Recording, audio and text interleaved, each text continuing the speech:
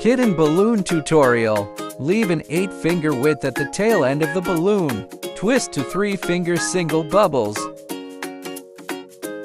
Pinch the node and tuck it into the gap. Perform a 2-finger single bubble twist, inflating a 4-finger loop twist. Insert the 2-finger single bubble into the loop bubble.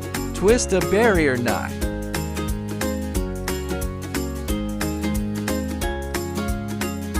Push out the air, twist 2 4-finger single bubbles, and wrap to secure.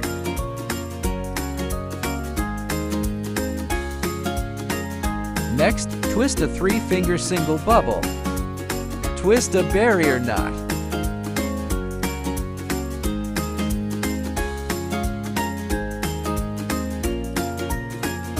Continue twisting to 4-finger single bubbles. Shape the remaining balloon material.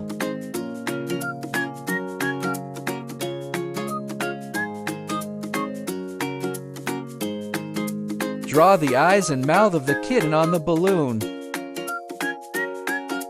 The kitten is now complete.